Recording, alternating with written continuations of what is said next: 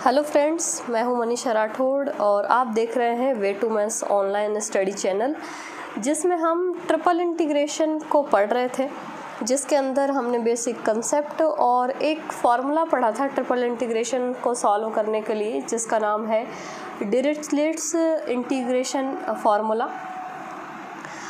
तो उस फार्मूले का जो सिंपल जो कंसेप्ट था और उस पे जो डायरेक्ट क्वेश्चन बनते हैं वो क्वेश्चंस हमने पिछले वीडियो में सॉल्व किए थे। आज उन्हीं क्वेश्चंस का और जो उसके क्वेश्चंस हैं उसका एक और नेक्स्ट पार्ट हम पढ़ेंगे, जिसका फर्स्ट क्वेश्चन आप देख सकते हैं कि एक ट्रिपल इंटीग्रेशन है x² dx dy dz, जहाँ समाकलन का क्षेत्र संपूर्ण दीर्घवृत्तज यानी ellipsoid x² y² b² plus z² is less than equals to 1। तो डिरिचलेट्स इंटीग्रल में जो डेफिनेशन हमने पढ़ी थी, वो डेफिनेशन का एक कंसेप्ट था कि उसमें एक कंडीशन अप्लाई होती है, तब वो फार्मूला जो है वो अप्लाई होता है। और वो फार्मूला था triple integration x⁻l - 1 y⁻m - 1 z⁻n - 1 dx dy dz, जिसकी वैल्यू होती है ये। इस पे एक कंडीशन अप्लाई थी कि x y z जो है वो पॉजिटिव होने चाहिए, यानी ग्रेटर देन इक्वल्स टू 0, और x + y + z ये लीनियर इक्वेशन होनी चाहिए x y z में, और इसकी वैल्यू होनी चाहिए लेस देन इक्वल्स टू 1। अगर इन सारे कर्व से अगर इंटीग्रेटेड एरिया घिरा हुआ है तो हम उस पे ये डिरिचलेट्स इंटीग्रल जो है वो अप्लाई कर सकते हैं, जिसकी वैल्यू गामा फंक्शन के अंदर आती है इस तरह से। तो वही कंसेप्ट हम इस टाइप के क्वेश्चंस में आज अब आप ये देख सकते हैं कि ये हमारा मेन फार्मूला है और मेन फार्मूले का कंसेप्ट हम इस क्वेश्चन पे अप्लाई करने वाले हैं। लेकिन एक जो इस कंसेप्ट में आप देखेंगे कि वहाँ पे वो जो इक्वेशन है कंडीशन वाली, वो लीनियर इक्वेशन है। तो यहाँ पे ये इक्वेशन जो है वो लीनियर में नहीं है, तो उसके लिए हमको क्या करना है कि यहाँ पे अब थोड़ा सा कंसेप्ट हम लिख के चलेंगे कि इस समाकलन पर सीधा डिरिचलेट्स समाकल प्रयोग नहीं कर सकते, क्योंकि प्रतिबंध जो है वो एक पद या एक घातीय रूप में नहीं है, यानी कि लीनियर इक्वेशन में नहीं है। तो डिरिचलेट्स समाकल योग्य बनाने के लिए हमको कुछ प्रतिस्थापन करना पड़ेगा कि ये जो इक्वेशन कंडीशन वाली इक्वेशन है, इसको हम लीनियर फॉर्म में अगर चेंज कर दें तो हम इस पे डिरिचलेट्स इंटीग्रल अप्लाई कर सकते हैं। तो उसके लिए हमको कुछ ट्रांसफॉर्मेशन करने पड़ेंगे इसके, कि पहले दीर्घवृत्तज या इलिप्सॉइड के धनात्मक अष्टांशक यानी कि पॉजिटिव ऑक्टेंट जो इसका होता है उसमें हम मान ज्ञात करेंगे। इलिप्सॉइड में 8 ऑक्टेंट होते हैं, जिसमें हम पॉजिटिव ऑक्टेंट में वैल्यू निकालेंगे, क्योंकि जो डिरिचलेट्स इंटीग्रल के अंदर x y z greater than equals to 0, यानी x greater than 0, y greater than 0, z greater than 0, इस तरह से पॉजिटिव वैल्यूज़ पे वो फार्मूला अप्लाई होता है। और ये 8 के 8 जो ऑक्टेंट होते हैं ये बराबर होते हैं, इसलिए हम पॉजिटिव ऑक्टेंट में वैल्यू निकालेंगे और बाद में उसको 8 से मल्टीप्लाई कर देंगे। ये इस टाइप के जो और भी क्वेश्चंस हैं उसमें भी आप ध्यान रखेंगे इस कंसेप्ट को, कि जब कभी भी इस टाइप का क्वेश्चन आता है इलिप्सॉइड का, तो हम पॉजिटिव ऑक्टेंट के लिए वैल्यू निकाल के उसको 8 से मल्टीप्लाई कर देते हैं, अगर संपूर्ण के लिए हमको पूछा है, यानी कि होल इलिप्सॉइड के लिए पूछा है तब। लेकिन हमको डायरेक्ट अगर पॉजिटिव ऑक्टेंट के लिए ही पूछेगा तो हम डायरेक्ट जो है वो वैल्यू जैसे इस क्वेश्चन में निकालेंगे उसी तरह से हमको निकालनी है। तो पॉजिटिव ऑक्टेंट में हम जानते हैं कि x y z जो है वो तीनों ग्रेटर देन इक्वल्स टू 0 होंगे। और अब हम इस इक्वेशन को चेंज करने की कोशिश करेंगे जो कंडीशन वाली समीकरण है। तो इसके लिए हम इसमें प्रतिस्थापन विधि का प्रयोग करेंगे, जो हम एक घातीय 2 घातीय समीकरणों को सॉल्व करने में करते हैं। कि माना x² बराबर u, y² बराबर v और z² बराबर w।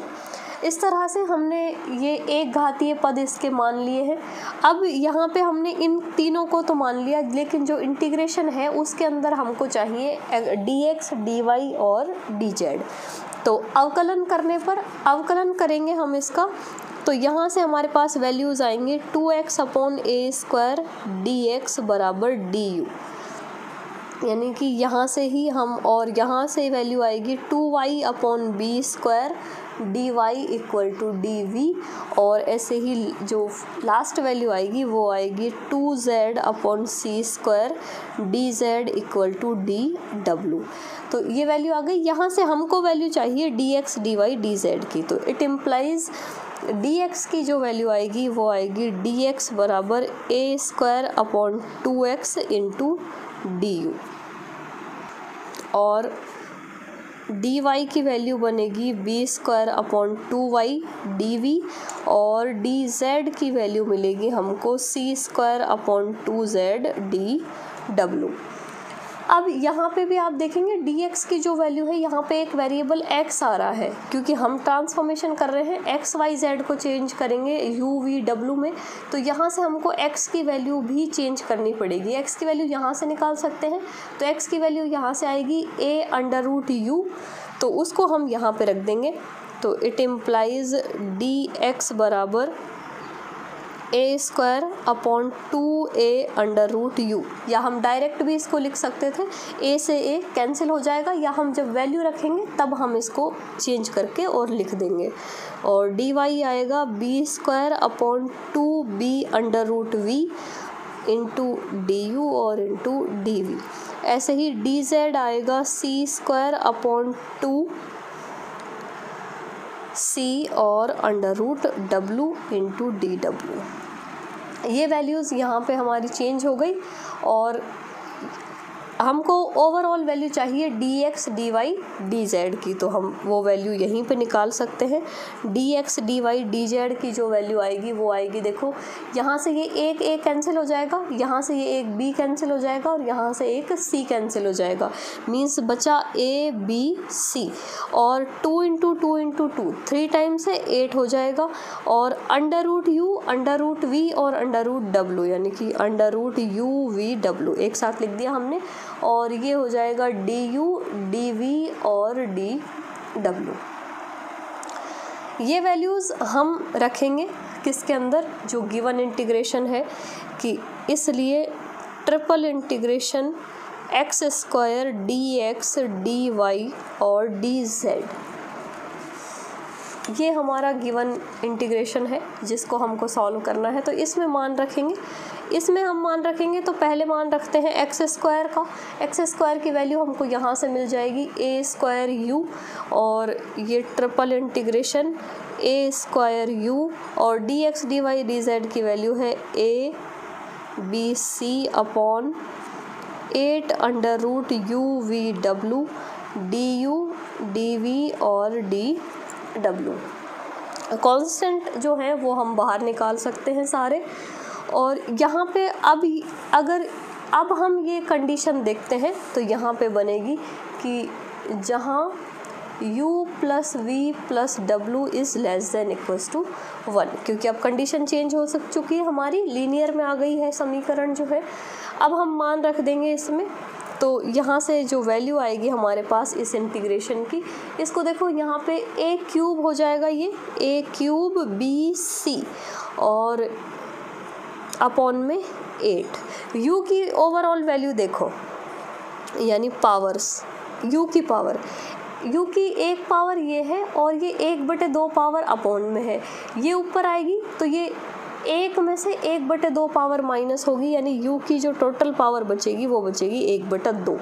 वी की और डब्लू की पावर सिर्फ यही है 1/2, ये ऊपर आएगी तो वी की पावर -1/2 और डब्लू की पावर भी -1/2, डी यू डी वी और डी डब्लू। अब हमको इसको चेंज करना है डिरिचलेट्स की फॉर्म में। डिरिचलेट्स इंटीग्रल के अंदर u की पावर l-1, यानी जो वेरिएबल्स हैं तीनों x y z, उसकी पावर l-1, m-1 और n-1 इस वाली फॉर्म में होती है, तो हम इसको भी उसी तरह से चेंज करेंगे। तो वैल्यू आएगी हमारे पास a cube B C upon 8।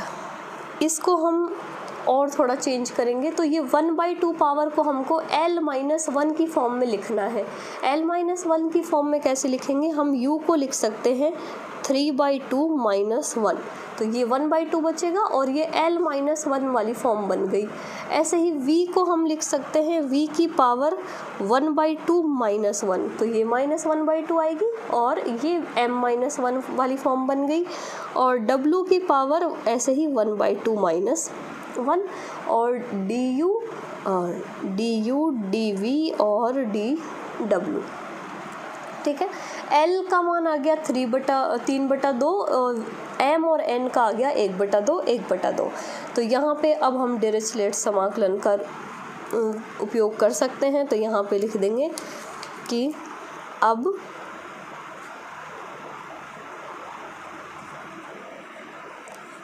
डिरिचलेट्स समाकल का प्रयोग करने पर, क्योंकि कंडीशंस भी अब उसके अकॉर्डिंग बन गई है और जो हमने इंटीग्रेशन का फॉर्म है वो भी उसी तरह से बना दिया है। तो यहाँ से हम सॉल्व करेंगे वैल्यू को।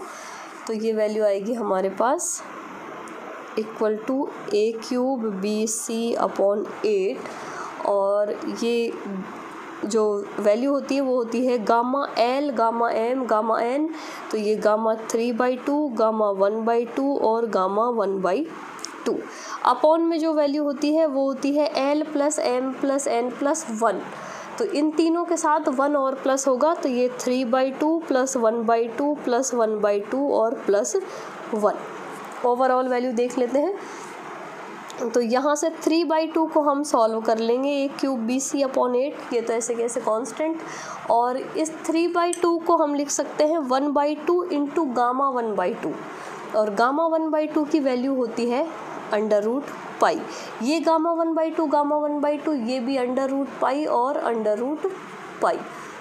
यहाँ पे जो वैल्यू बचेगी वो आएगी, ये इसको सबको जोड़ेंगे देखो, तो ये आएगा 3 + 1, ये 5 और 2 7 हो गए, 7/2 यानी गामा 7/2। अब इसको भी सॉल्व करना है हमको। तो वैल्यू आएगी हमारे पास a³ bc/8 और ये हो गया, इस 2 को हम अपॉन में ले आएंगे तो ये पाई √π तो ऊपर बचा और यहाँ बचा 2, और 7/2 को लिख सकते हैं 5/2, 3/2, 1/2 और गामा 1/2 को लिख सकते हैं √π। ये √π से √π कैंसिल, इस 2 से ये 2 कैंसिल, और ये 2 × 2 4 होके ऊपर चला जाएगा, ये 4 इससे कैंसिल हो जाएगा। तो टोटल जो आंसर बनेगा वो बनेगा a³ bc और π अपॉन, यहाँ पे ये 2 बचेगा और 5 और 3 और मल्टीप्लाई होंगे तो ये हो जाएगा 30। तो ये जो वैल्यू है ये हमारे पॉजिटिव ऑक्टेंट की है। तो यहाँ पे हम लिखेंगे अतः संपूर्ण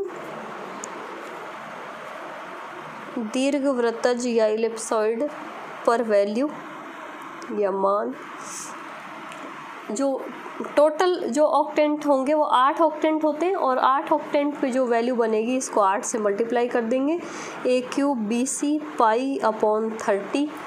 तो यहाँ पे ये वैल्यू आ जाएगी, इसको कैंसिल कर सकते हैं, 2 टाइम्स ये कैंसिल हो जाएंगे, तो ये 4π a³ bc/15, ये इसका फाइनल आंसर है। इस तरह से इलिप्सॉइड के या इस तरह के जो भी और जो क्वेश्चंस हैं, कोई और जो इक्वेशंस होंगी इस टाइप की जो लीनियर में नहीं है, तो उसको इस तरह से हम प्रतिस्थापन से हल करके और डिरिचलेट्स में चेंज कर सकते हैं, और बाद में जो है उसका जो सॉल्व करने का तरीका है वो इसी टाइप से रहेगा जैसे इस क्वेश्चन का रहा, और जो इसके इम्पॉर्टेंट क्वेश्चन है वो भी हम सॉल्व करेंगे। तो उसके लिए बने रहें साथ में, और सारे जो वीडियोस हैं उनको देखते रहें और अपने स्टडी करते रहें। उसके अलावा जो भी आपकी प्रॉब्लम्स हैं उसको आप शेयर कर सकते हैं। वीडियो कैसी लगी, वीडियो पे कमेंट ज़रूर शेयर करें, लाइक शेयर करें। चैनल को आपने सब्सक्राइब नहीं किया है तो सब्सक्राइब ज़रूर कर लें, क्योंकि डबल इंटीग्रेशन, गामा फंक्शन और उसके अलावा भी जो 1-2 यूनिट्स हैं वो कवर हो चुकी हैं बीएससी या जो भी आपका सिलेबस है उसके अकॉर्डिंग। और उसके बाद का भी जो सिलेबस है वो कंटिन्यू चलता रहेगा।